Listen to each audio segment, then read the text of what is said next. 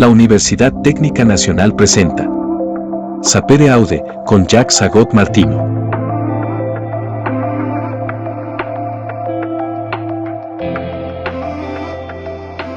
Somos UTN. Hola, queridos amigos, queridas amigas. Bienvenidos a una nueva edición de nuestro programa Sapere Aude, conversando con los grandes escritores. Y les recuerdo ya de una manera puramente ritual, porque lo hemos dicho muchas veces, que la expresión latina Sapere Aude significa atrévete a saber, atrévete a pensar, atrévete a conocer, atrévete a aprender. Es así pues es un desafío, es un reto, ¿verdad? Y sapere aude, atrévete a pensar. Y es un desafío muy hermoso que evidentemente tenemos que aceptar, porque de ahí va a proceder nuestro crecimiento espiritual, intelectual, ese movimiento de expansión de la inteligencia, ¿verdad? Siempre que aprendemos algo nuevo, la inteligencia se expande, se esponja, se agranda. Y eso puede generar un poquito de incomodidad, como todo proceso de crecimiento, pero por supuesto que los beneficios son inmensos, inmensos. Así que debemos estar siempre listos para crecer, para expandirnos, para que nuestros horizontes espirituales, intelectuales, sensitivos, se expandan y abarquen más parcelas más grandes de la realidad.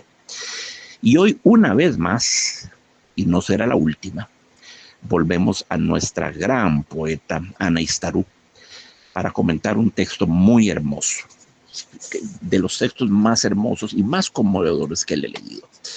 Es un texto que se llama Domicilio y forma parte del ciclo Verbo Madre, del poema Verbo Madre, del ciclo de poemas Verbo Madre, que apareció en 1995, así, ya hace 30 años. Y Verbo Madre tiene dos direcciones. La madre en tanto que maternidad, ¿verdad? La maravilla del alumbramiento en esa dirección. La otra dirección es hacia atrás. La madre en tanto que madre de la poeta, madre de Anita. Sí, la gran ciudadana que fue Matilde Marín de Soto. Y entonces, ese verbo madre hace alusión a la maternidad, tanto como de la maternidad, de la experiencia del alumbramiento para la poeta, pero también hacia atrás, hacia las generaciones pasadas. Verbo madre alude también a la madre de la poeta, doña Matilde Marín de Soto. Y este poema, Domicilio, básicamente es una larga, estertoria, tremenda, desesperada interrogación: ¿dónde está mi madre? Porque es un poema que aparece después de la muerte de doña Matilde.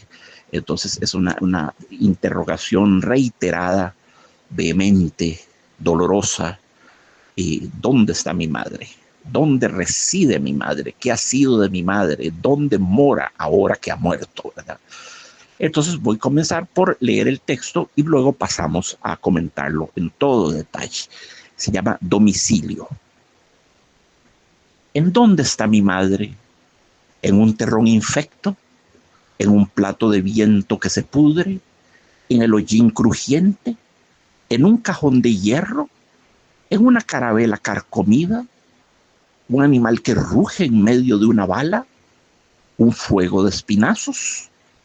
¿Una bestia menuda que se asfixia? ¿Debajo de la tierra está golpeando por salir como un niño del vientre de su madre? ¿Me está mirando de allí, de ese ciervo quebrado al borde del camino? ¿Y ese trozo de grito que no atina a abrirse paso por el cuello? ¿Es un rastro de musgo que los rayos liquidan? ¿Un recuento de calcio? ¿Un pájaro de escombro? Yo soy mi madre y mi cuerpo es ahora su elemento. Oh, cielo santo, hasta que estoy estremecido. Qué poema tan potente, qué poema tan fuerte, tan intenso. Es una letanía, una cascada de preguntas, de interrogaciones con una respuesta que aparece separada del grueso del texto en 3 versos cortitos al final, ¿verdad? Yo soy mi madre y mi cuerpo es ahora su elemento. Esa es la pregunta al diluvio de preguntas que constituye el poema, el corpus del poema. Cielo santo, como decía Roland Barthes, par où commencer, ¿por dónde comenzar?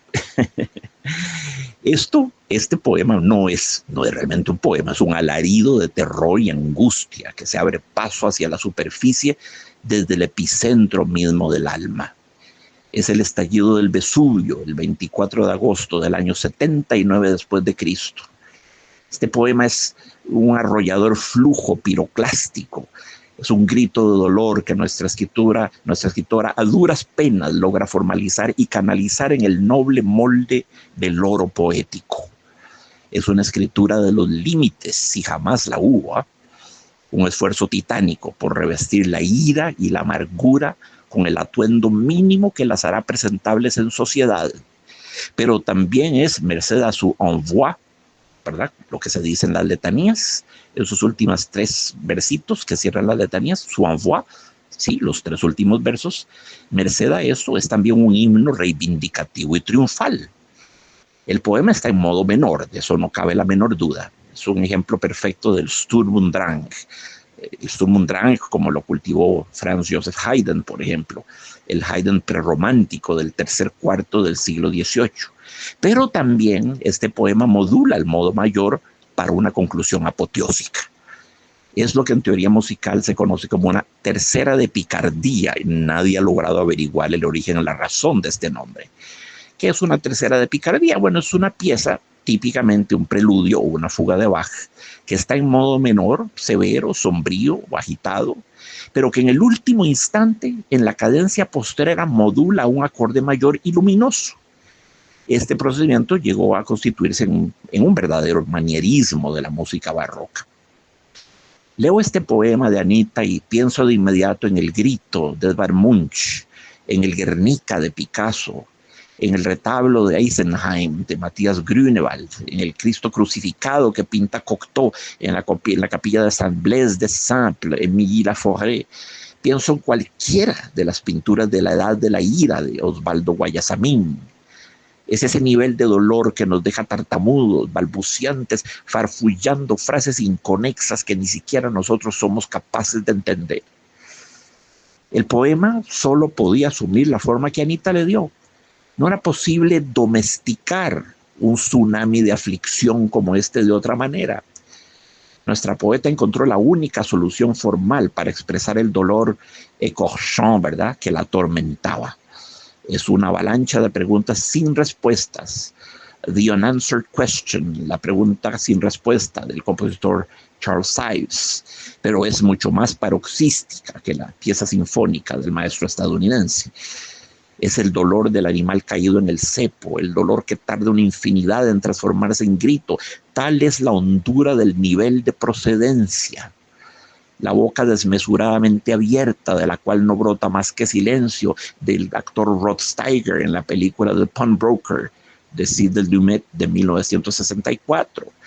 Es también la boca abierta, crispada de Al Pacino al final del Padrino 3, Francis Ford Coppola, 1990. Es la boca desquijarada, como la del tenor que lanza su do de pecho, excepto que en este caso nada surge de los labios espásticos y crispados de los personajes. Pienso también, claro, en el largo grito silencioso pero lacerante hasta las entrañas de Meryl Streep, cuando en Auschwitz tiene que entregarle a un oficial nazi a uno de sus hijitos para la cámara de gas, en la película Sophie's Choice, Alan J. Pakula, 1982. Y claro, como ya lo mencioné, pienso también en el Cristo putráceo, descompuesto, ulcerado, gangrenoso, claramente preexpresionista de Matías Grünewald en el retablo de Eisenheim. Fue pintado entre 1512 y 1516. Hoy en expuesto está en el Museo Unterlinden de Colmar. El poema pareciese todo el escrito en estado de trance, en un delirio de dolor, las imágenes atropellándose las unas a las otras. Es un texto que esconde su sin duda laboriosa escritura, ¿verdad? Y nos impresiona por su torrencialidad, por su carácter de balbuceo sonambúlico, de avalancha de imágenes, cada una más aterradora que la anterior. es un alarido en mitad de la noche, algo que brota como un flujo piroclástico del dolor. De nuevo, en mí generó la impresión de una escritura espontánea, pulsional, febril, por poco demencial. La compararía con toda convicción a la séptima pieza Ser Rasch de la Chreisleriana Opus 16 para piano del compositor alemán Robert Schumann. Es una pesadilla parcialmente domesticada, entre comillas, por la maestría formal del compositor, pero se siente la pesadilla. Esa es música persecutoria, frenética, perturbadora. El poema de Anita no tiene mayúsculas, ni siquiera en el título, ni puntuación, aparte de los signos de interrogación que abren y cierran cada una de las 17 preguntas que acribillan al lector desde que posa sus ojos sobre el texto.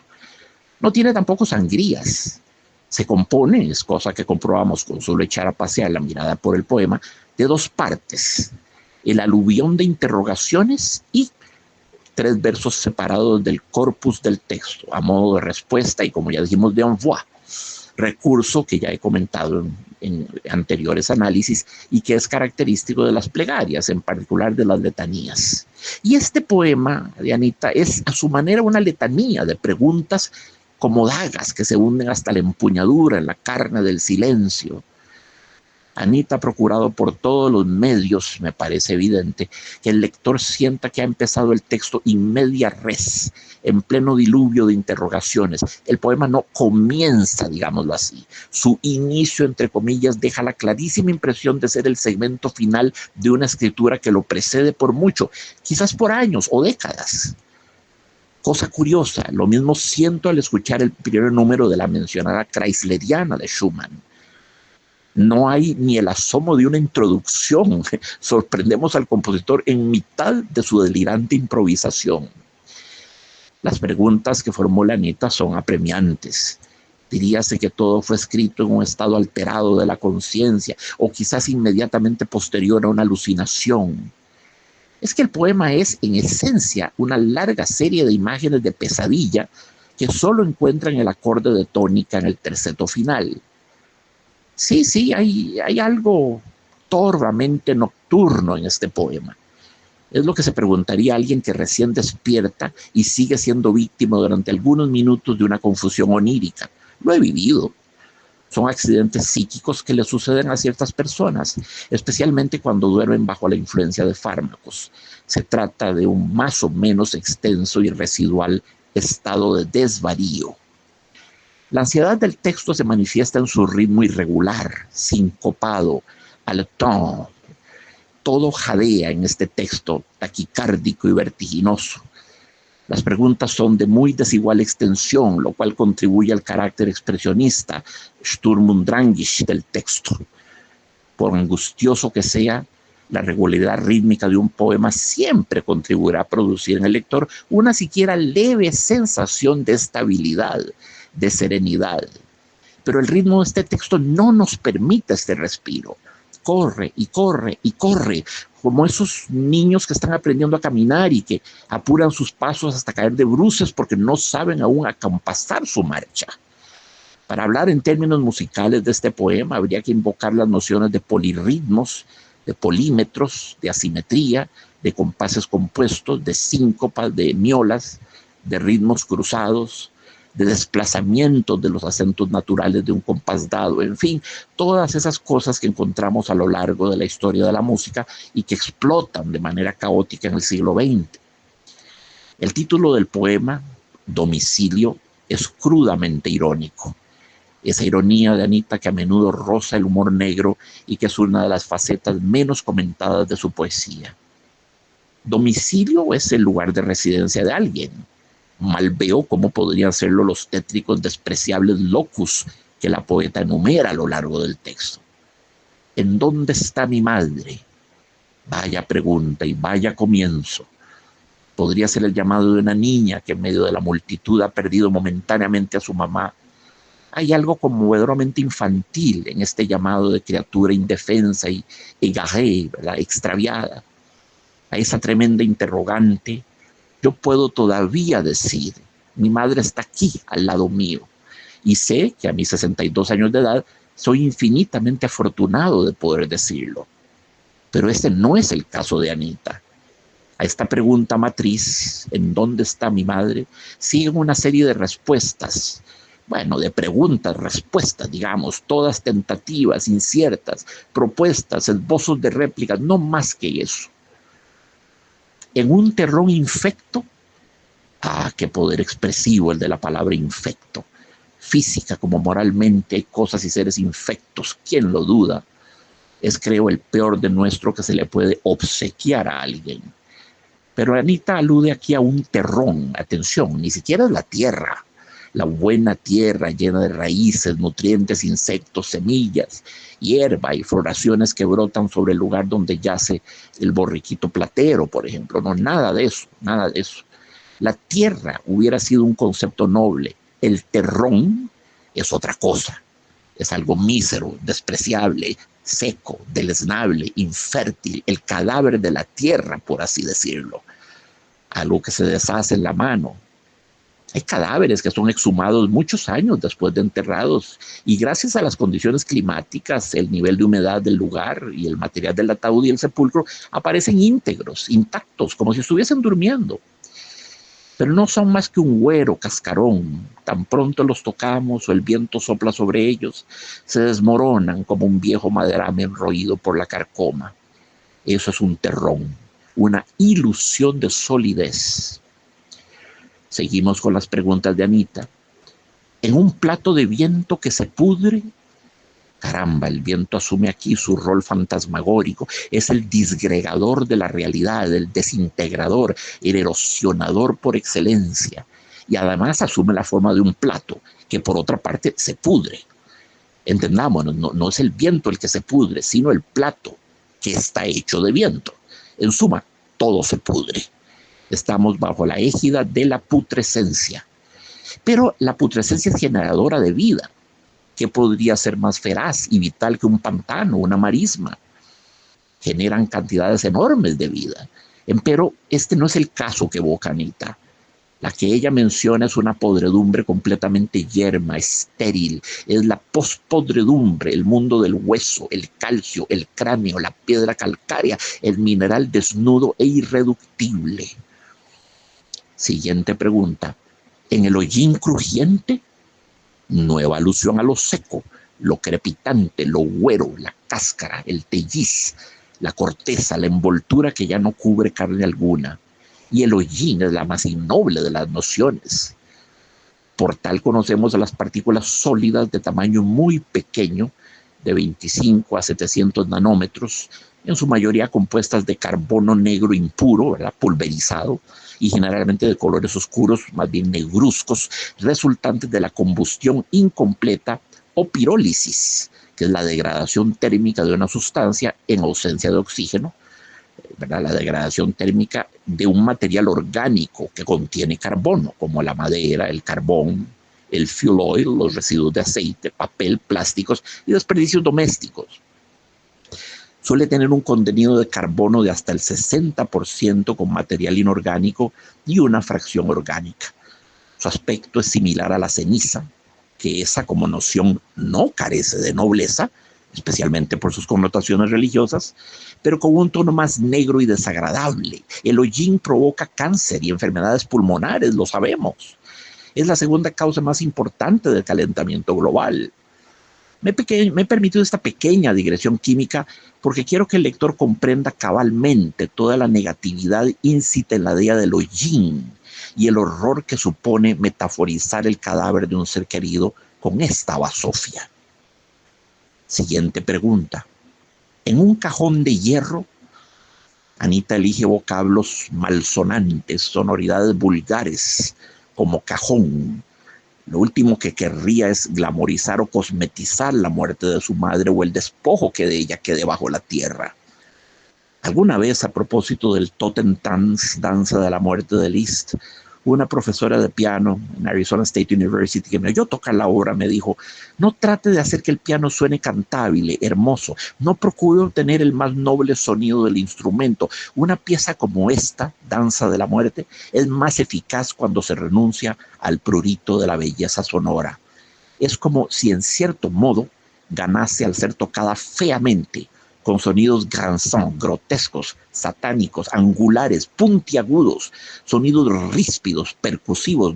No es un nocturno de Chopin, es una orgía de la muerte.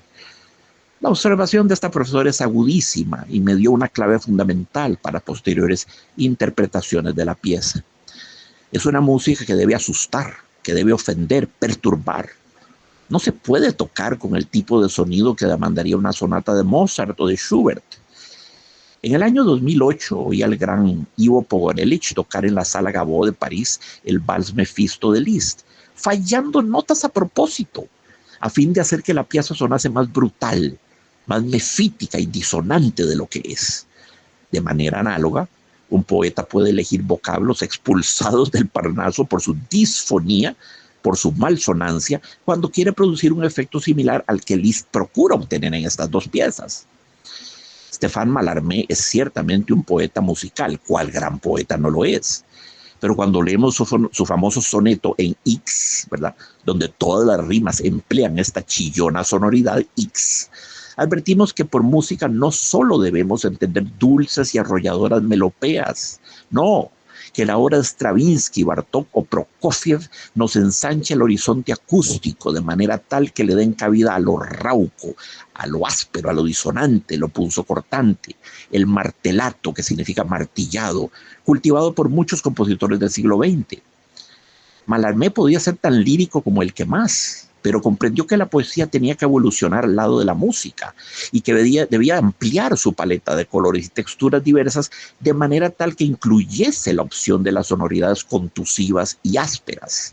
Anita hace justamente lo que tenía que hacer: evocar con una poesía cruda una realidad que no podría ser más cruda. No resisto a la tentación de contarles una anécdota a propósito de los ataúdes de metal.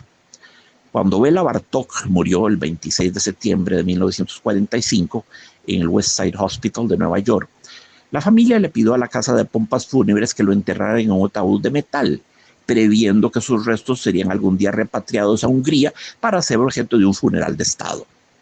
Y así fue inhumado, con solo 10 asistentes al entierro, entre ellos el gran Georgi Shandor, que fue su alumno predilecto, mi profesor y amigo, y por quien sé esta historia. Pues resulta que cuando en 1988 el cuerpo de Bartók fue exhumado, los hijos y alumnos descubrieron con horror que habían sido objeto de una estafa. Les habían vendido un ataúd de madera pintada de manera tal que simulara el metal.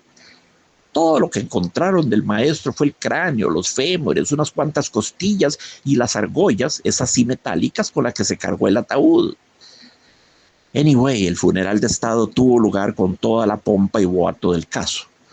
No faltarán quienes consideren que esta historia es de mal gusto, pero, amigos, el mal y el buen gusto son la estética de los diletantillos, los aficionados y los amateurs.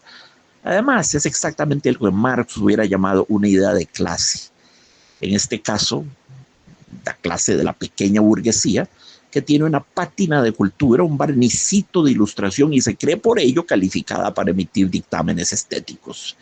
Mi historia, la historia de Bartók, no tiene nada que ver con el buen o el mal gusto. Como la historia de Anita, su esencia no es estética, sino ética.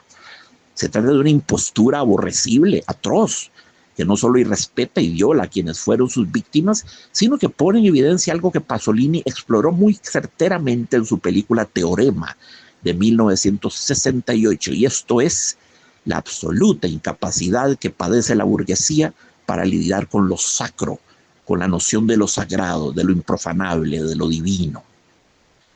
Siguiente pregunta del poema. En una carabela carcomida, bella analogía, lo que Anita establece entre un sarcófago y una carabela, especialmente por cuanto nos habla de una carabela. Atención a la hermosa sonoridad de esta palabra, carabela, que probablemente está hundida desde hace siglos. Es el cadáver de una carabela, de un galeón antiguo. Se desintegraría si lo sacásemos a la superficie. Los maderámenes están corroídos. Nuevamente, si pusiésemos un pie sobre el puente del buque, posiblemente se nos hundiría la pierna hasta la rodilla. es materia y estructuras que permanecen conservadas subspecie aeternitatis, como los cadáveres incorruptos de ciertos santos y mártires que se deshacen al contacto del viento. Deben reposar ahí donde la muerte los sorprendió. De toda suerte, la imagen de la carabela carcomida, amén de las aliteraciones y asonancias creadas con la sílaba carabela, carcomida, carabela, carcomida, caravera, carcomida, esa imagen es hermosa. Le confiere el ataúd una vaga resonancia épica y náutica. Es un sitio de reposo digno de una heroína. No resistiré la tentación de observar la afinidad fonoprosódica de las palabras carabela y caracola que Anita usa con inmenso panache y que ya hemos comentado. Los esquemas vocálicos de ambos vocablos, ¿verdad?, son respectivamente A-A-E-A, carabela, y caracola, A-A-O-A. A-A-E-A para carabela y A-A-O-A para caracola.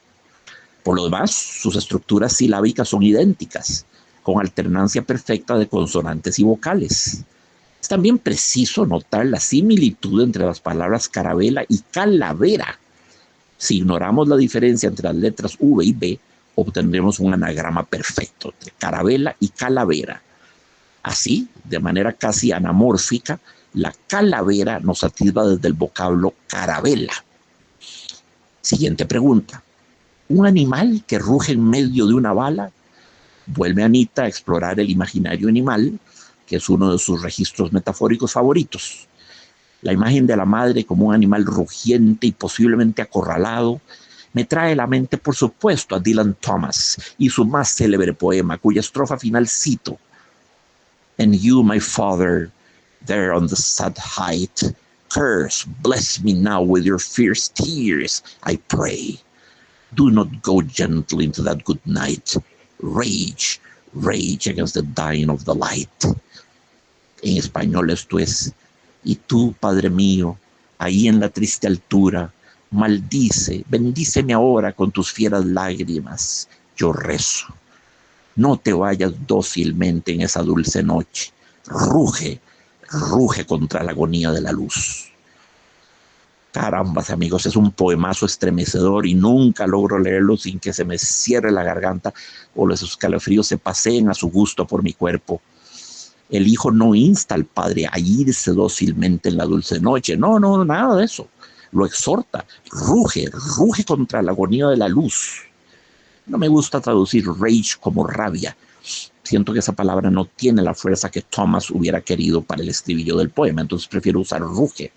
Es una instancia a resistir a la muerte y a rugir, ¿verdad? La pregunta de Anita es muy interesante. En principio, un animal ruge cuando es alcanzado por una bala, o quizás cuando está acorralado y los cazadores se preparan para dispararle. Pero ella nos habla de un animal que ruge en medio de una bala. No fue acribillado por una lluvia de balas, fue una bala muy puntual, focal, certera, quirúrgicamente precisa, un proyectil que la mató. Y el animal muere en medio de una bala, es decir, que su muerte fue lenta, tomó su tiempo. La bala avanza hacia su cuerpo como a la flecha de Zenón en cámara lenta. Pero a diferencia de la saeta del filósofo Eleata, esta bala sí llegó a su blanco. Lo que la pregunta de Anita hace es ralentar, casi inmovilizar el momento justo en que la bala vuela y atraviesa el cuerpo de su madre. Mágicamente, Anita suspende la bala en el aire de manera que podamos asistir a su trayectoria. La expresión en medio genera esta impresión y es una muy bella imagen visual. Más propia del cine que de la poesía quizás, pero hermosamente lograda y ello con un mínimo de recursos verbales. Me recuerda el llamado efecto bala de la menos que mediocre película The Matrix. Ya he explicado en otras ocasiones en qué consiste este truco fotográfico. El verso de Anita, ¿verdad?, también me trae a la mente un poema que he citado varias veces, La mort du loup, la muerte del lobo, de Alfred de Vigny. El estoico lobo que vende cara a su vida, despedazando con sus garras y hocico a varios serviles sabuesos que lo persiguen hasta que cae vencido por ellos. Es la metáfora por excelencia del locus communis, del lugar común romántico del héroe solo contra el mundo. Y Vigny dice a propósito del bravío depredador vencido del lobo, que agoniza con dignidad y sin lloriqueos. Seul le silence est grand, tout le reste est faiblesse. Solo el silencio es grande, todo lo demás es debilidad. Transcribo y traduzco a continuación los últimos 4 versos de este conmovedor poema, que es una verdadera oda al estoicismo. Gémir, pleurer, prier est également lâche. Fais énergiquement ta longue et lourde tâche, dans la vie où le sort a voulu t'appeler. Puis après, comme moi, souffre et meurt sans parler. Gemir, llorar, rezar, es igualmente cobarde. Haz enérgicamente tu larga y pesada misión en la ruta donde la suerte quiso llamarte, y después, como yo, sufre y muere sin hablar. La siguiente pregunta de Anita: ¿un fuego de espinazos? La palabra espinazo, de espina, y el sufijo azo designa el eje del esqueleto de los animales que se encuentra en el centro de la zona dorsal del cuerpo. Es generalmente, pero no exclusivamente, aplicado al mundo animal. Para los seres humanos es más común hablar de columna vertebral. Con esta brutal metáfora, un fuego de espinazos, ¿verdad? Anita vuelve en cierto modo al registro náutico. Yo en esos espinazos me inclino a ver mástiles, estructuras, maderámenes incendiados. El espinazo es el mástil axial, el más alto e importante del cuerpo humano. En el terreno de la náutica, los mástiles eran el palo mayor, el trinquete, la mesana y el bauprés, aunque había goletas con 6 y más palos. Este fuego de espinazos de Anita me retrotrae a la noción de la estructura que arde, que se desintegra, que va quedando convertida en mero hollín. No sé por qué persisto en inscribirlo dentro de un registro náutico. Creo que es el efecto de la impresión que me generó la metáfora una carabela carcomida. Siguiente pregunta: ¿una bestia menuda que se asfixia? Esta pregunta me perturba hondamente y suscita en mí un comprensible instinto socorrista. Anita vuelve a invocar el imaginario animal, que es uno de sus registros predilectos, como ya lo dije. ¿Una bestia menuda? ¿Cómo cuál? ¿Un perrito? ¿Un gato? ¿Una oveja? ¿Un cabrito? ¿Un conejo? No es una bestia feroz, eso resulta evidente. Es más bien el animalito que necesita desesperadamente auxilio. Un sepulcro es, a no dudarlo, el ámbito más atrozmente claustrofobizante que quepa imaginar. Los ataúdes son eventful places, lugares en los que, contrariamente a lo que creemos, siguen sucediendo cosas. Batallas que se libran, últimos escarceos entre la vida y la muerte.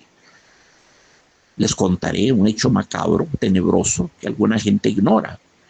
La exhumación de cadáveres en épocas recientes, como ancestrales, revela a menudo lo que se conoce como partos de sepulcro o partos de ataúd. Mujeres que perecieron debido a complicaciones en el embarazo fueron enterradas con sus fetos muertos en el vientre. Con el proceso de descomposición que las bacterias anaeróbicas operan en el abdomen, hinchando el cuerpo y sometiendo el útero a enormes presiones gaseosas, esos cadáveres dieron a luz, entre comillas, post-mortem, en la gélida tiniebla de sus sepulcros. Los esqueletos de las mujeres fueron encontrados con los fémures separados y al pie de ellos el tenue cuerpecito del feto expulsado por las fuerzas de la podredumbre. No es en modo alguno un caso infrecuente, sucede todos los días en todas partes del mundo, en exhumaciones modernas como en las tumbas de la antigüedad. Esas mujeres condenadas a parir dentro de sus ataúdes pudieron haber sido salvadas si el feto hubiera sido extraído a tiempo. Con esta tétrica evidencia, la ironía de una falsa vida en el seno de la muerte, la naturaleza nos da prueba de que no proceder al aborto cuando la situación amenaza la vida de la madre, tanto como la del feto, es un acto abyecto, es mero sadismo, es una verdadera monstruosidad, es un crimen, a decir verdad. Siguiente pregunta: ¿debajo de la tierra está golpeando por salir como un niño del vientre de su madre? Esta pregunta me rompe el corazón. Es por mucho la más directa y aterradora de las que Anita se formula y nos formula. Punge un nervio muy sensible y atávico de la criatura humana, el terror a ser enterrado vivo. Es un fantasma que me ha perseguido a mí en lo personal de manera insidiosa e irracional. Por supuesto, la noción de ser enterrado vivo nos remite en primerísimo lugar a un escritor que hizo de este topos koinos, de este lugar común, uno de sus principales generadores narrativos. Y sí, me refiero a Edgar Allan Poe. Los cuentos El entierro prematuro, La barrica de amontillado, El gato negro, El corazón delator, La caída de la casa Usher, Berenice, Ligeia y a su manera Morella, amén de un sustancial episodio de la novela narrativa de Arthur Gordon Pym de Nantucket, tienen todos esos textos tienen por tema central el entierro en vida. Era un terror y una obsesión que persiguieron a Poe toda su vida. Y antes de tener conocimiento del autor, ya temía yo en mi catálogo de pesadillas y visiones infernales este tormento de los tormentos, la más horrenda visión que cerebro humano pueda concebir.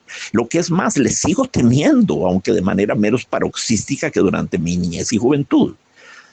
Cuando me topé de narices con la pregunta de Anita, sentí que era yo quien la estaba formulando. Y en cierto modo me tranquilizó saber que aún una mujer de sus luces y de su madurez era capaz de albergar este tipo de pesadillas. El horror del entierro en vida reaparece en el desenlace de la ópera Aida de Giuseppe Verdi, donde ambos protagonistas son lapidados juntos, ¿verdad? Aida y Radamés. Ya casi consumido por la tuberculosis, hoy se barrunta que podría haberse tratado más bien de fibrosis quística, el moribundo Chopin escribió una nota con caligrafía confusa y líneas torcidas. La he visto. En una carta en la que estipulaba: puesto que esta tos terminará por sofocarme, os conjuro que hagáis abrir mi cuerpo y extraigáis mi corazón a fin de no ser enterrado vivo. En la Alemania del siglo XIX, el Munich Leichenhaus, o la casa mortuaria, tenía una sección para los cadáveres comunes y una lujosa que costaba 5 veces más para los cadáveres de alcurnia, digamos, muertos de segunda categoría y muertos de primera, ¿verdad? Pagando la entrada, la gente podía visitar el mortuario y ver las flores que estaban ahí para disimular el olor de la descomposición y los cuerpos. Los cadáveres tenían cuerdas amarradas a sus dedos y conectadas con un gran armonio con fuelles, para que los vigilantes del lugar escucharan si alguno de los muertos despertaba dentro de su féretro. Lo que pasaba era que durante la noche la hinchazón que causaba la putrefacción de los cuerpos frecuentemente hacía que el mecanismo se activara. La ciudad de Múnich tuvo 6 mortuarios de espera hasta la década de 1880. Eventualmente dejaron de usarse por dicha y algunos se convirtieron en mortuarios normales. En 1896, un estudio de cementerios aseguró que la cantidad de entierros prematuros podía haber alcanzado el 2%. Eso es altísimo, amigos. La catalepsia, la epilepsia, la narcolepsia eran enfermedades que con alguna frecuencia ocasionaron este tipo de aterradores accidentes. Fue la época en que en Francia se pusieron en boga los croque-morts. Croque-mort quiere decir mordedores de muertos. Con este término se designa normalmente a los insectos nercófagos, ¿verdad? Pero más significativamente a los empleados de pompas fúnebres cuya función, oigan esto, cuya función consistía en propinarle un violento mordisco en el dedo gordo del pie a cada muerto a fin de verificar que no hubiese reacción ninguna y que el occiso estuviese en efecto privado de toda sensibilidad por residual que fuese, ¿verdad?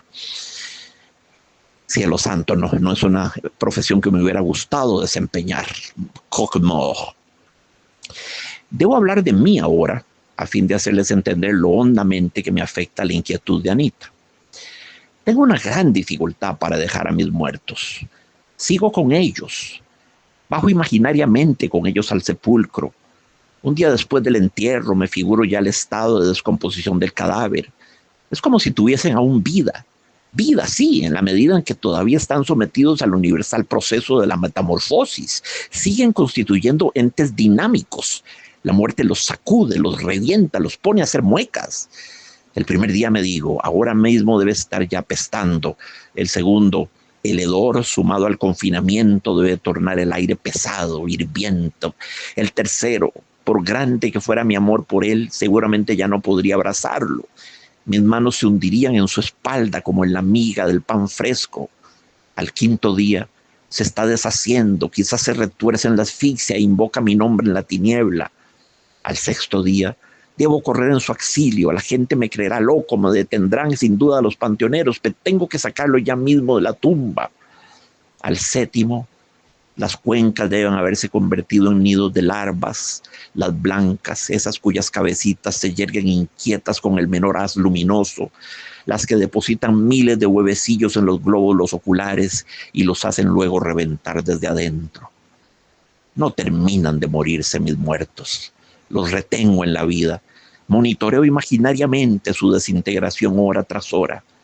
Es un escándalo metafísico saber que un ser amado se haya convertido en una gelatina pestífera, en la masa confusa o nigredo de que hablaban los alquimistas. Es un verdadero cortocircuito mental. Me resulta imposible conciliar ambas visiones, simplemente imposible. Y no puedo dejar de pensar en esto. Me hundo con ellos. Por el momento quisiera acostarme a su lado, compartir sus tinieblas y su soledad. Es lo que expresa Gustavo Adolfo Bécquer en su famosa rima, ¿verdad? Dios mío, qué solos se quedan los muertos. Ese ritornelo, ese refrán que aparece varias veces en ese, quizás la más bella de las rimas. Dios mío, qué solos se quedan los muertos. Ver una tumba suscita en mí siempre la misma pregunta. ¿En qué estado debe estar su residente? No creo que estas visiones sean en modo alguno infrecuentes en la gente. Si no fuesen tan hipócritas algunos lectores, estoy seguro de que admitirían también haberlas cultivado. Como dice Baudelaire, hipócrite lecteur, mon semblable, mon frère, hipócrita lector, mi semejante, mi hermano. Eso está en el prefacio llamado Au lecteur al lector, el prefacio de las flores del mal, les fleurs du mal. Pero es que en realidad esas obsesiones no se cultivan, se imponen a nuestra imaginación justamente bajo la forma de obsesiones. Y en esto radica quizás el poder que los muertos tienen y tendrán siempre sobre nuestras vidas. Así que comprendo, vaya si comprendo, el larval terror de Anita cuando se formula esa terrible pregunta. No creo que haya prueba mayor para un ser humano que tener que aceptar que un ser amado, entrañable, cuajado de amor y de virtudes, se transforma en pútrida carroña. Es un hecho crudelísimo de la vida y la muerte, algo que a duras penas nos cabe en el entendimiento.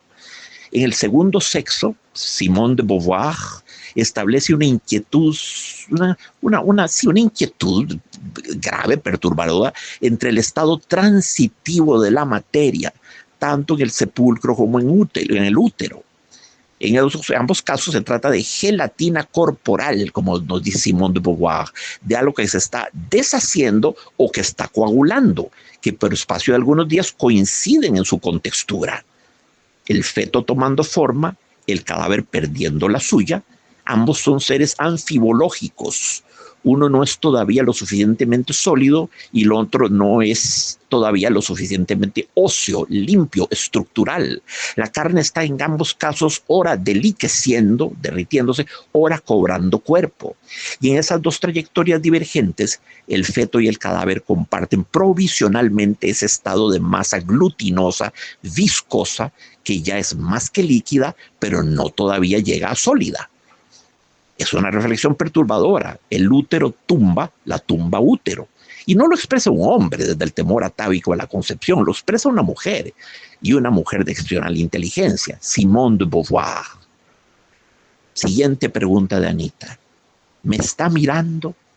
Esta pregunta es nuevamente atroz y vuelve a expresar un tipo de terror de naturaleza esencialmente infantil y por ello mismo tanto más auténtica.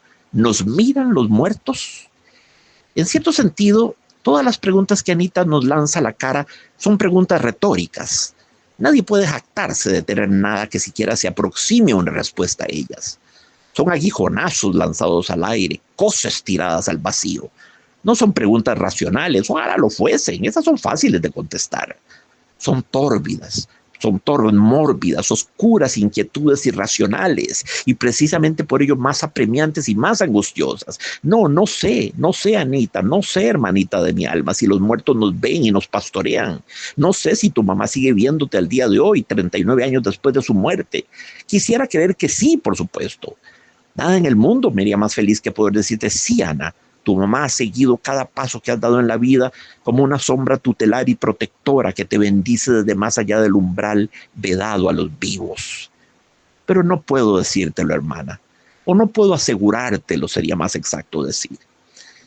En la misma vena de Anita, Yolanda Aramuno expresa su angustia cerval ante la posibilidad de que nadie le cierre los ojos después de muerta y la vida siga, en cierto modo, colándose en su interior a través de sus pupilas.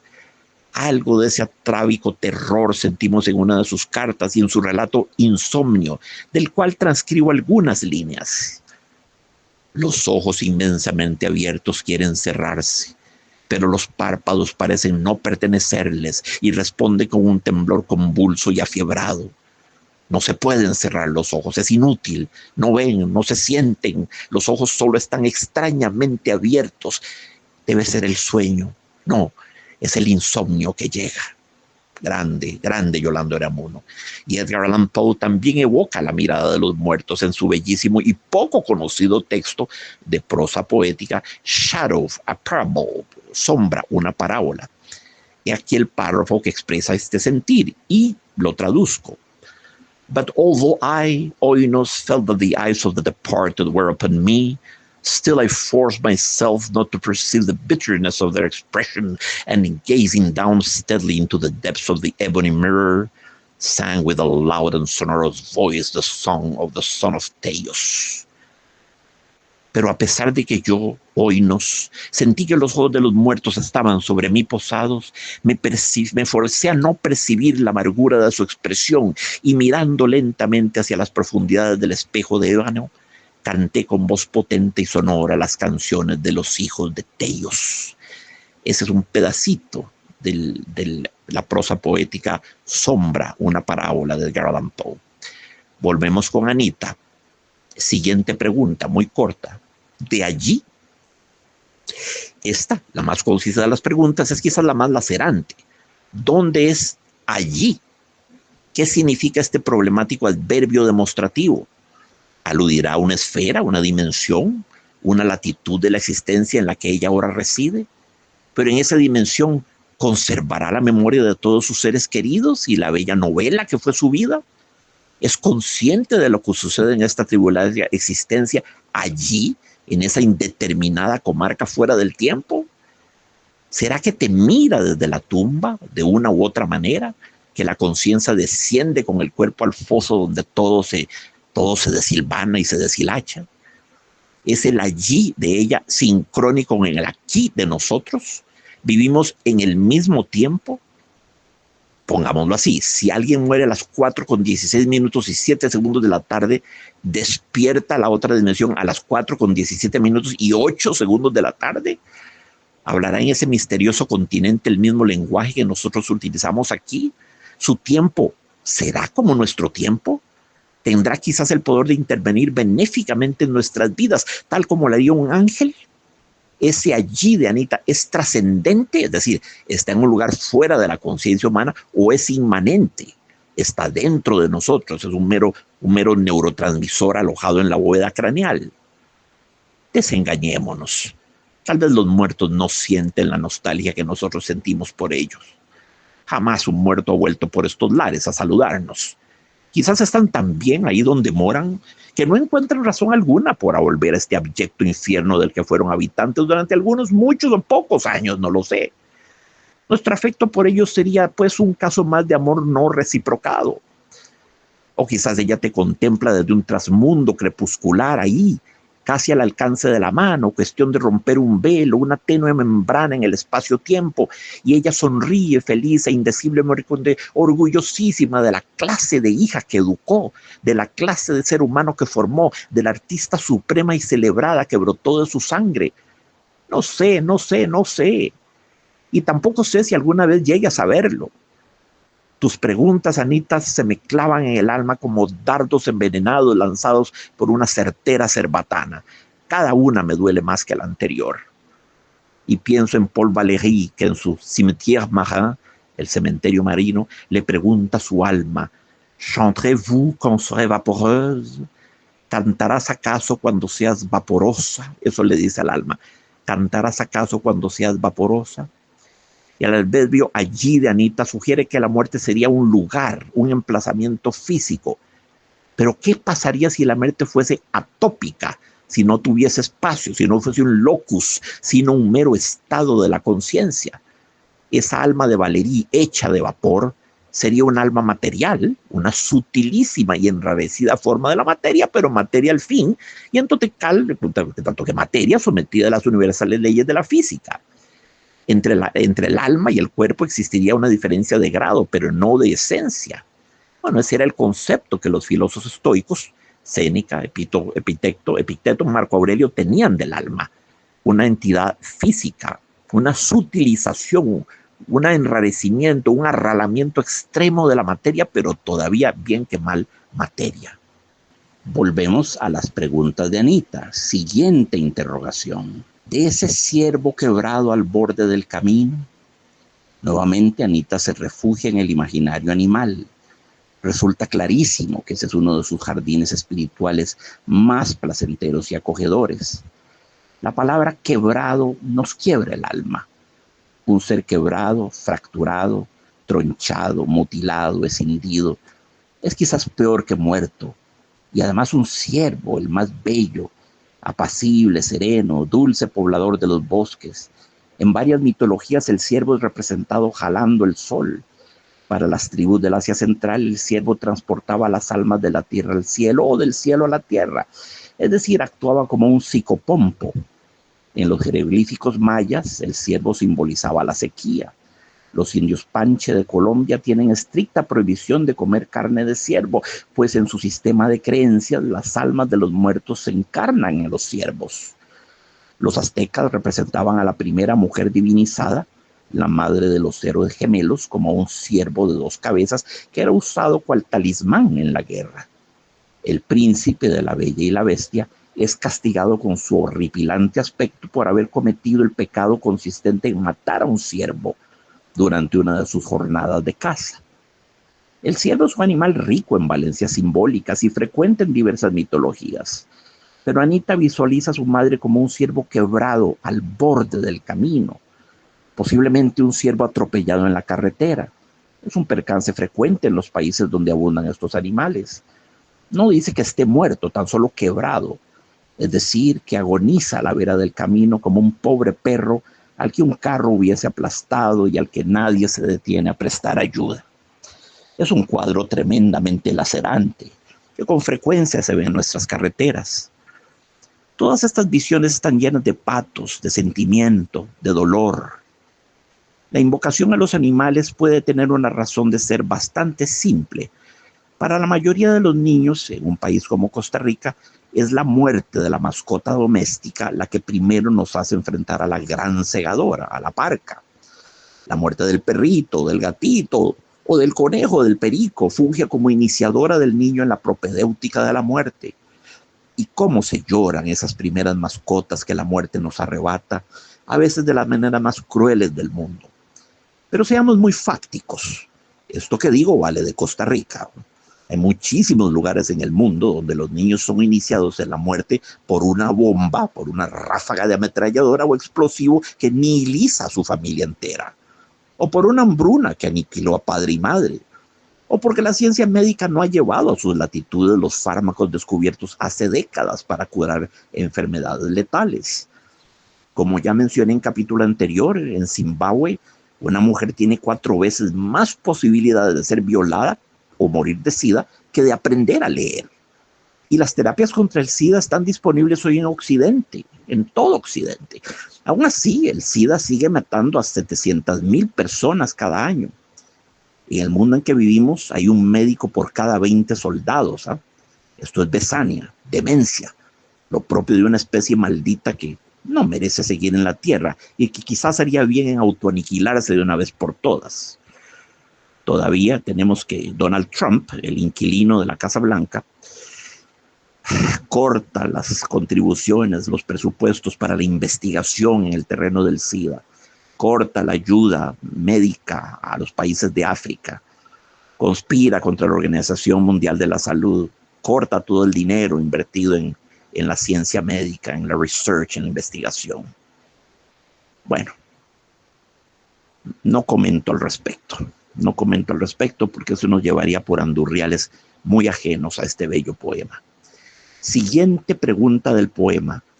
¿Y ese trozo de grito que no atina a abrirse paso por el cuello? Ah, bella concepción, un trozo de grito. Le confiere al alarido una materialidad muy tangible, muy concreta, y esto la hace memorable.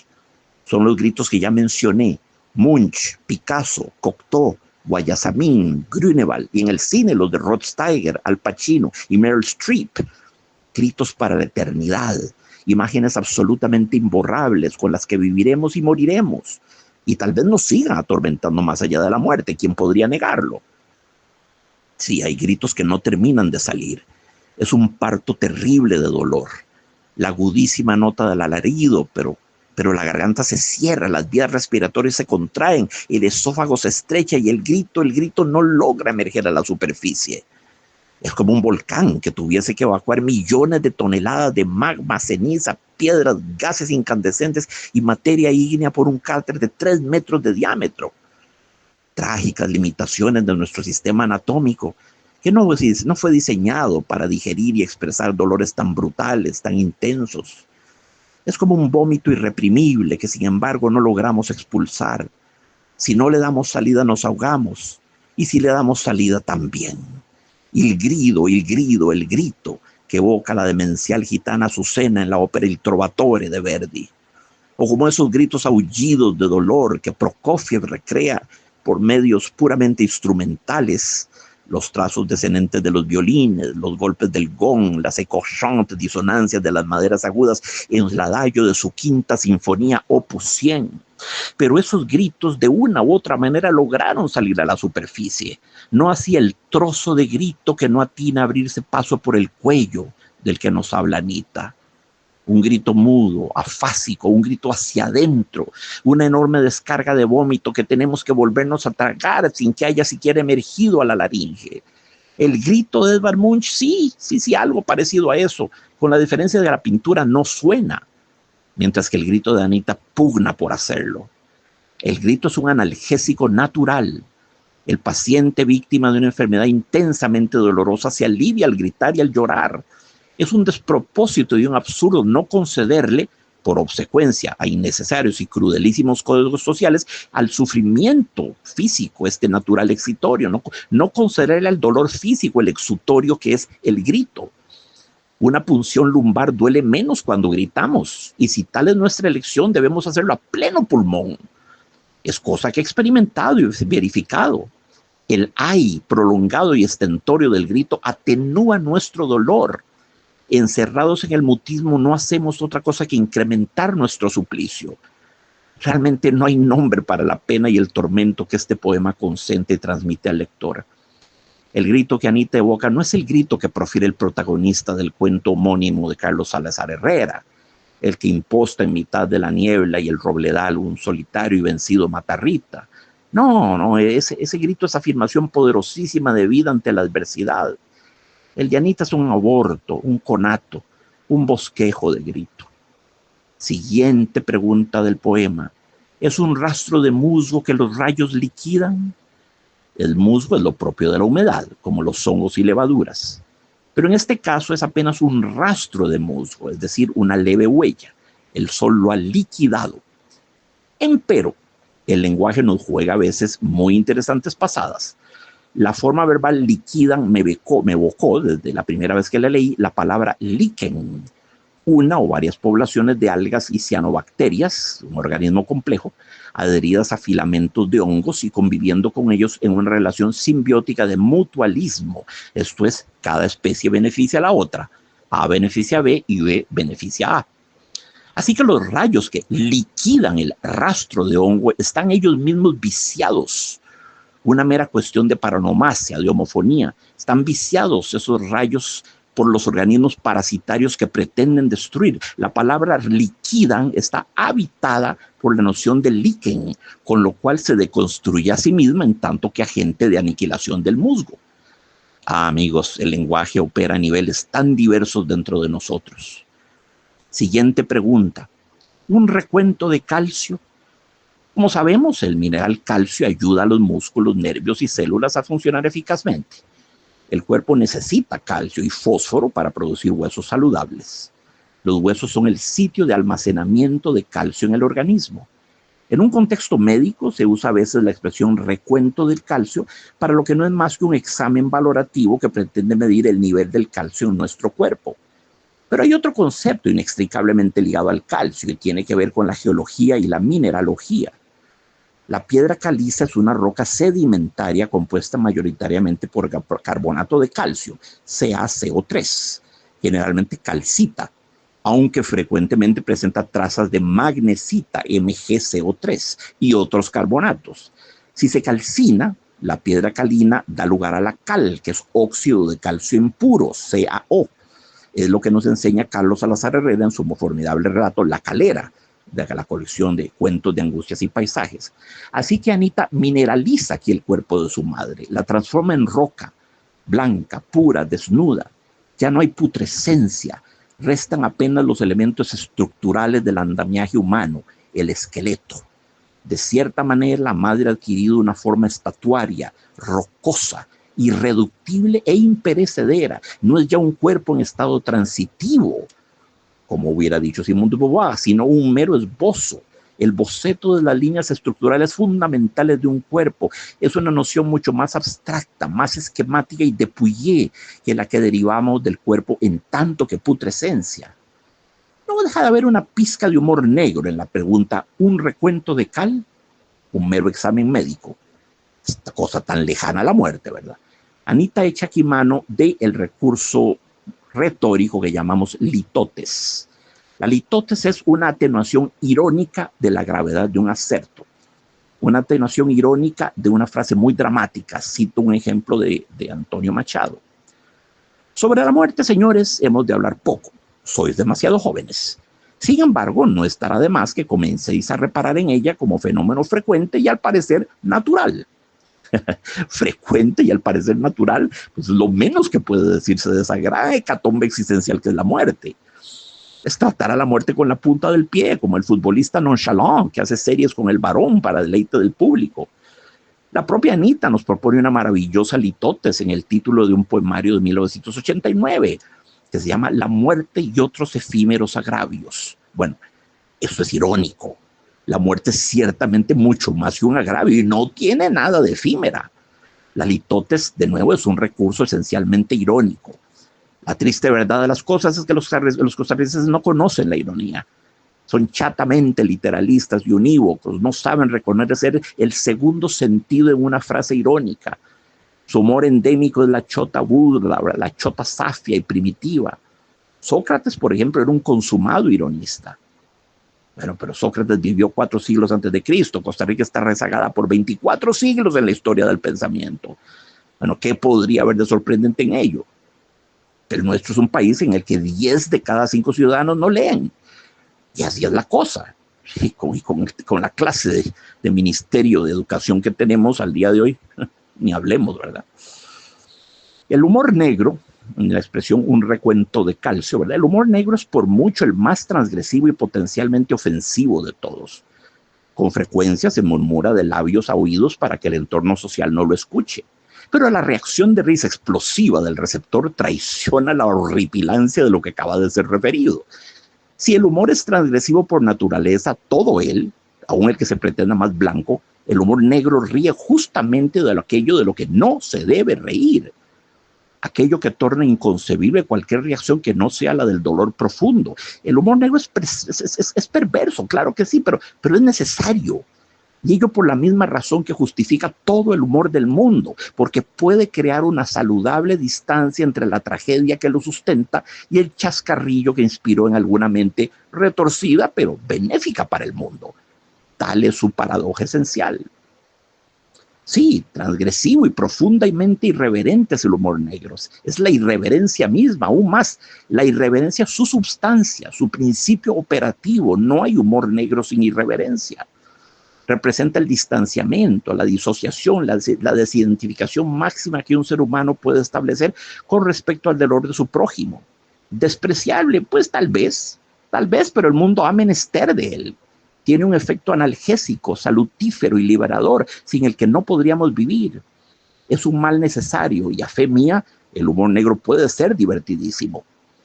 El humor negro es también conocido en los países angloparlantes como black comedy, black humor, dark comedy, morbid humor o gallows humor, que significa humor de patíbulo. En efecto, la morbosidad es uno de sus elementos constitutivos. Tiene ese punto en común con la literatura de terror. El humor negro está cebado en todo lo que consideramos tabú. Eso es lo que come, esa es la dieta del humor negro, esa es su dieta básica. Cuanto más terribles y dolientes sean los temas que corrompe, mayor es el impacto del humor negro.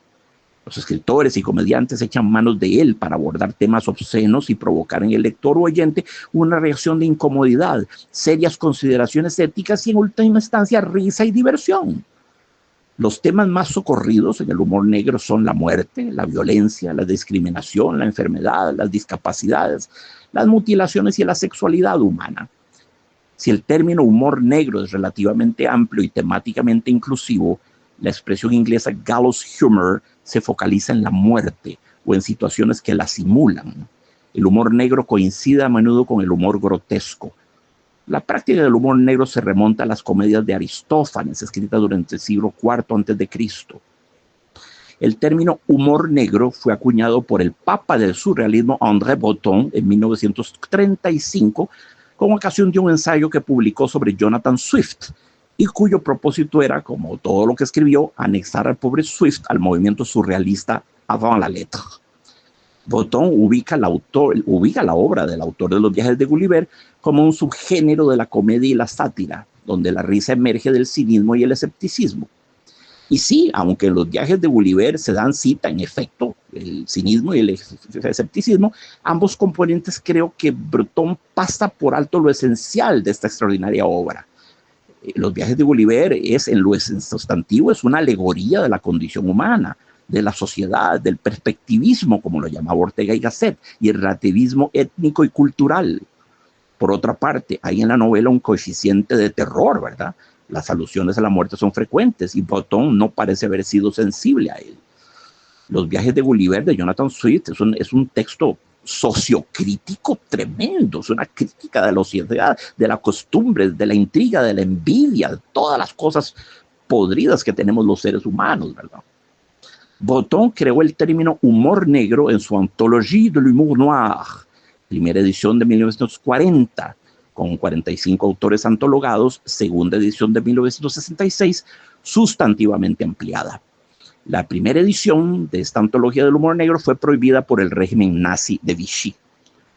Breton elabora un profuso prólogo en el que se remonta a Rimbaud y su último poema, Le Rêve, de la serie La Chambre de Nuit, y luego acredita a Jonathan Swift como el creador del humor negro y del gallows humor, particularmente sus piezas Directions to Servants, de 1731, A Modest Proposal, de 1729, y Meditation upon a Broomstick, de 1710, y a una serie de aforismos.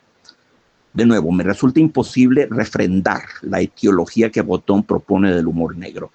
Todo François Rabelais, y estamos hablando del siglo XVI, está lleno de humor negro, aunque en sus escritos predomine el humor escatológico. Por otra parte, la celebérrima Ballade des Pendus, la balada de los colgados de Villon, y ahí estamos en el siglo XV, resume un humor negro trágico y profundamente estremecedor. La novela picaresca española y aún las canciones de gesta proponen también ejemplos de humor negro en medio del patos épico que las caracteriza. El humor negro es una de las más fascinantes paradojas que el ser humano ha creado. Una manera de sacarle la lengua al diablo y reír a carcajadas en su propia cara. Es jugar con fuego, es profanar lo sacro, es hacerle una mueca a Dios. Tiene una dimensión blasfematoria cuando se aplica al mundo eclesiástico, a la fe y a las religiones.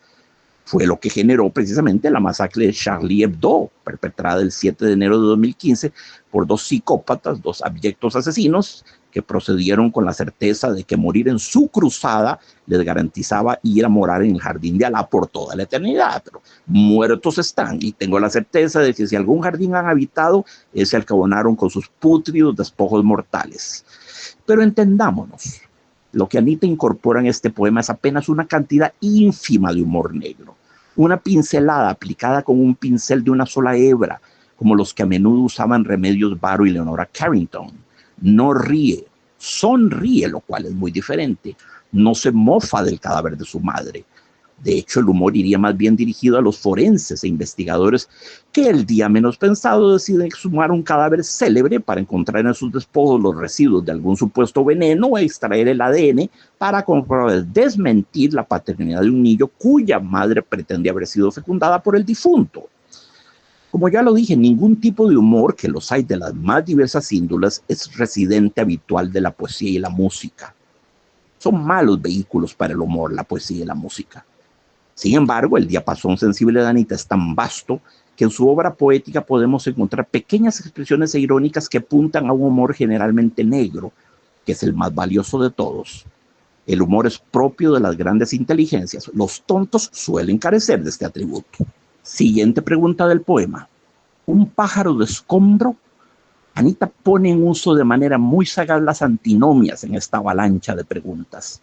Generalmente uno de los términos de la comparación es noble, pero el segundo viene a corromperlo. Veamos. El viento es un concepto inherentemente hermoso, pero nuestro poeta lo pervierte al adjuntarle que se pudre, ¿verdad? Viento que se pudre. La carabela es muy bella, pero no carcomida. El animal que ruge es épico, pero no cuando espera o es atravesado por una bala. Una bestia menuda puede incluso ser enternecedora, pero no en pleno proceso de asfixia. El niño que golpea por salir del vientre de la madre es una imagen sublime, pero no si metaforiza el horror de un cuerpo enterrado vivo que pugna desesperadamente por salir a la superficie. El ciervo es un bello animal cargado de todas las positivas valencias simbólicas que mencioné, pero no cuando está quebrado, ahí vale muy poco, ¿verdad? El grito puede ser espléndido y catártico, pero no si no logra abrirse paso por el cuello. El rastro del musgo es hermoso, pero no cuando los rayos de luz vienen a secarlo. El calcio es una materia derivada de la piedra caliza, que tantas residencias ofreció al hombre hace 30.000 años, pero no cuando se ve reducido a un recuento. Finalmente, el pájaro es una criatura intrínsecamente poética, pero no si está hecho de escombro. Así Anita sigue al pie de la letra el patrón que dispuso para este peculiarísimo poema. El primer enunciado de cada pregunta es inherentemente noble, pero el segundo se apresura a desvalorizarlo, a ofrecerlo de él una versión degradada y malherida. El pájaro de escombro es una imagen particularmente fuerte. Todos sabemos un poco más o menos lo que las aves significan en las mitologías de diversas civilizaciones. En la tradición judeocristiana está relacionado al Espíritu Santo. Cuando vemos los grandes cuadros religiosos de la Edad Media, el Renacimiento y el Barroco, observamos que envuelto en un haz de luz que cae diagonalmente desde el ángulo superior del lecho del cuadro, se ve a un ave, generalmente una paloma, que representa al Espíritu Santo. Aún en el mundo de los sonidos, si escuchamos el Et Incarnatus y el Benedictus de la Misa Solemne de Beethoven, percibiremos las discretas líneas descendentes o los trinos de la flauta o el violín que recrean musicalmente el deslizamiento del Espíritu Santo bajo forma de ave. Por lo demás, este es un locus communis, un lugar común en toda la pintura religiosa de Occidente. La noción del Espíritu Santo como mujer proviene del punto de vista pagano, según el cual Dios fue una vez mujer antes de que los patriarcas de Israel secuestraran la religión del pueblo e hicieran de él un hombre. Ello en tiempos del rey Josías, esto es entre el año 648 y 609 antes de Cristo. Ello no obstante, los creyentes mantuvieron la deidad femenina en la forma de Shekinah, que en hebreo es el nombre para el Espíritu Santo. Shekinah era llamada Asera en la teología cananea y era una diosa de la fertilidad y la consorte de Jehová. Se decía que Jehová y Shekinah se encontraban en el lugar santísimo cada viernes en la noche cuando empezaba el Sabbat y actuaban, escenificaban el cantar de los cantares de Salomón en un encuentro sexual. Y cielo santo, significar el cantar de los cantares de Salomón es mucho porque el cantar de los cantares es un texto matricial de toda la poesía erótica del mundo y es maravilloso como tal, ¿verdad? Así que lo de pájaro en el poema de Anita apuntaba a algo bello y más aún sagrado, pero cuando nos enteramos de que está hecho de escombro, se nos cae al suelo la imagen. Y es así, de esta antinómica manera, que Anita procede de forma perversamente metódica a desinflar todas nuestras expectativas. Por escombro entendemos el material desechado después de la construcción, remodelación o demolición de un edificio. Es evidentísimamente un símbolo de muerte, de algo cadaveroso, que ya no tiene utilidad alguna. El huracán dejó la ciudad devastada y llena de escombros, titular periodístico. Los escombros son residuos irreciclables e inutilizables. Es, en todo caso, lo que típicamente sucede en una catástrofe natural o antropogénica. Y luego llegamos al envoi, al comiato con doble M, a los 3 bellísimos versos que catapultan esta cruel caravana de preguntas hasta los cielos. Por fin una respuesta. Yo soy mi madre y mi cuerpo es ahora su residencia. Qué belleza, estoy estremecido. Yo soy mi madre y mi cuerpo es ahora su residencia. Sí, no hay un solo signo de puntuación en todo este poema, ni siquiera el punto final. Este terceto que acabo de leer, yo soy mi madre y mi cuerpo es ahora su residencia, adivinen qué, es un haiku. Sí, es un haiku. Su estructura silábica es 5 más 7 más 5 en términos de sílabas. Sí, un haiku en toda regla y tan clásico como podría concebirse. Anita no cesa nunca de sorprendernos y, como ya he dicho, pero me place repetirlo, uno de los rasgos más atractivos de su poesía es que no repite fórmulas o procedimientos. Cada poema es una propuesta y una aventura inédita. Explora y explora y explora y tantea y no se autoriza a sí misma el irónico dictum de Alfred Hitchcock cuando dijo: el estilo no es otra cosa que el autoplagio sistemático. Eso dijo don Alfred Hitchcock. Un monstruo de la talla de Ingmar Bergman admitió en cierta ocasión que en Sonata de Otoño Bergman juega de Bergman. Pero añadió, Tarkovsky también empezó a hacer filmes de Tarkovsky, Fellini casi se convirtió en una caricatura de sí mismo y Buñuel siempre se limitó a reproducir a Buñuel. Bueno, esta especie de pastiche de la propia obra, que a mí en lo personal no me ofende, se ha hecho creadora del peor término que a mi modo de ver las cosas puede serle colgado a un creador. Esta tendencia a la autoimitación. La llaman autokaraoke, por el amor de Dios. Beethoven escribió 32 sonatas para piano, ninguna puede ser considerada un pastiche. El maestro reinventaba y refrescaba la forma con cada una de sus sonatas. Representan aventuras irrepetibles, tentativas solo una vez ensayadas, no hay reciclaje de fórmulas. Cada sonata suponía empezar de nuevo a concebir de qué manera se podían decir cosas inéditas con esta vieja forma estructural. Para usar un bellísimo neologismo del filósofo francés Vladimir Yankelevich, cada una de las sonatas de Beethoven era primúltima, la primera al tiempo que la última. Lo mismo puede decirse de todo acto humano si consideramos que la repetición exacta de nuestras acciones es una imposibilidad existencial. Otro tanto cabe afirmar de la obra de Anita, y creo que esto pone en evidencia a una creadora responsable, exigente consigo misma, no afecta a la self-indulgence, a la autocomplacencia, y que ha puesto el listón muy alto para futuras creaciones. ¿Qué decir del cuerpo del poema, de esa apretada sucesión de preguntas que se atropellan unas a otras en bárbaro tropel? Hay 4 de ellas que califican como heptasílabos perfectos, lo cual no es poca cosa. Pero creo que la cuenta de sílabas no es lo esencial en este texto. No es en lo absoluto disparatado ver en las preguntas, no en los haikus que representan una modalidad literaria completamente diferente. O sea, no es en lo absoluto disparatado ver en las preguntas una forma de prosa poética.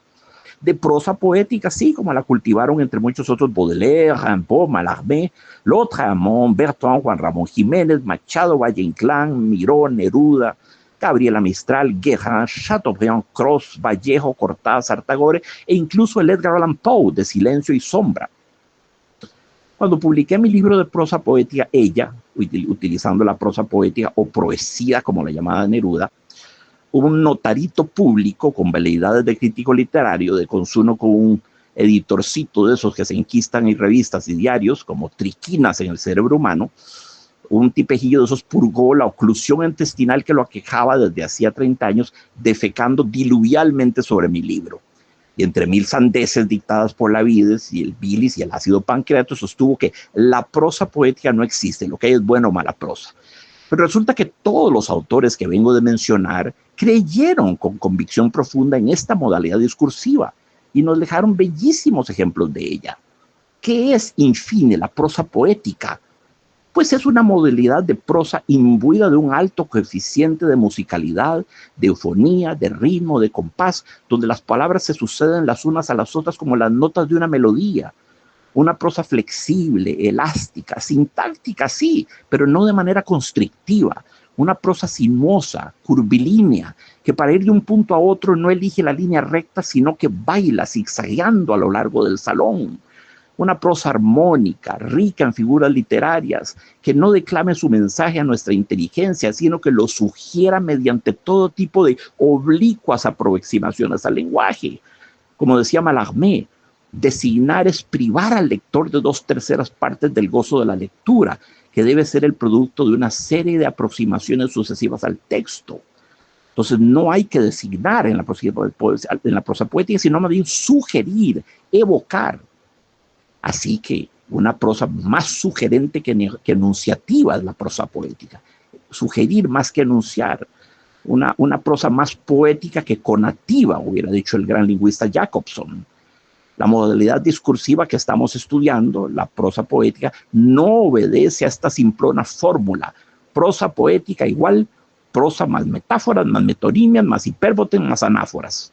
No. Es un muy arduo ejercicio literario hacer de funámbulo entre la prosa y la poesía. Es un tipo de escritura que plantea un peligro que urge evitar: el sirope o el artificio de engolamiento parnasiano, un riesgo contra el cual el propio Machado nos alerta por boca de su profesor apócrifo Juan de Mairena, cuando dice: esa llamada prosa lírica puede ser tan empalagosa. Por supuesto que ese lenguaje híbrido, ¿verdad?, crepuscular, liminar, intersticial entre la prosa y la poesía existe, y tenemos miles de ejemplos ilustres de él, comenzando por la Biblia misma. La Biblia está llena de prosa poética. Pero bueno, amigos y amigas, esas cosas suceden en Costa Rica, ¿verdad? Un proctólogo, vendedor de jocotes, empleado de pompas fúnebres, juntabolas o destacador de inodoros y taques sépticos se autoproclama un día cualquiera crítico literario, firma el acta de defunción de la prosa poética y como tal pasa la historia. Cierro el paréntesis. Ese es nuestro país y con eso tenemos que vivir. Volvemos al poema. Si consideramos la retahíla de preguntas que constituyen el grueso del texto, repito, que esta obra bien podría ser considerada poesía en prosa o prosa poética.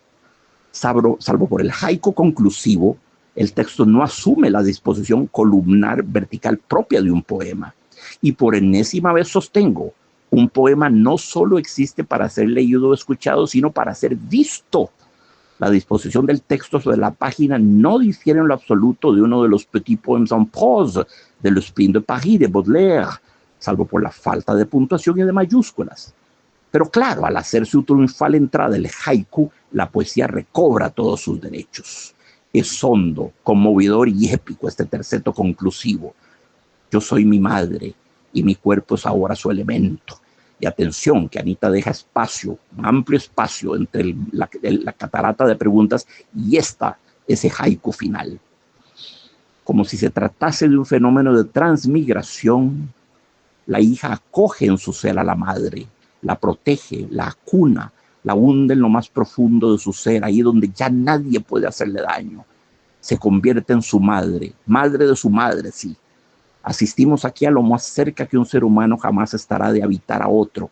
Anita es la hospedera, la anfitriona, y su madre es la huésped. Son seres consustanciales, animados por el mismo espíritu. Eso es lo que con mayor o menor éxito todos procuramos hacer con los seres que hemos perdido, ¿verdad? Integrarlos, meternos dentro del pecho, por lo menos en la dimensión del mundo que nuestros sentidos nos permiten constatar. Cuando al día siguiente del bestial asesinato de mi querida amiga Viviana Gallardo, que fue mi mejor amiga durante los 11 años de escuela y colegio y 2 años de universidad, cuando visité a su madre Vilma, y se debatía la pobre entre un enjambre de paparazzi, de policías y de fisgones, me dijo algo que recordaré mientras viva. Vilma me dijo: vieras qué raro, vieras qué curioso, Jack. Ahora que Vivi está muerta, siento como la hubiera recobrado, como que me habitara, como si la tuviese nuevamente en mi vientre, y eso me da una gran paz y una gran felicidad, porque sí que ahí nadie me la podrá torturar ni maltratar. Ay, es uno de los testimonios más conmovedores que he oído. Así que sobradamente comprendo el sentir de Anita, proclamando altivamente, reivindicativamente, épicamente al final de su poema: yo soy mi madre.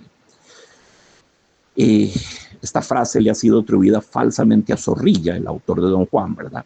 Pero eso poco importa. Los muertos que matasteis gozan de buena salud. Eso nos dice presumiblemente Zorrilla en el Don Juan. Los muertos que matasteis gozan de buena salud. Bueno, en ese haiku final, Anita resucita a su madre y la exhibe cual bandera ante sus supliciadores, sus torturadores. Les dice: no se arrellanen tan plácidamente en los sofás de sus curules, la lucha sigue. Anita empuña a su madre, la blande como si fuese una espada flamígera, un arma justiciera.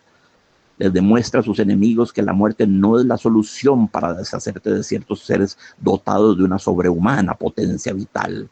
Hablará su sangre, su carne, su hija, que no le va a la saga un solo milímetro a la madre en valor, en audacia, en integridad y en ambición. Anita se asume como su madre, establece la ecuación inapelable: yo soy mi madre. ¿Hace falta decir más?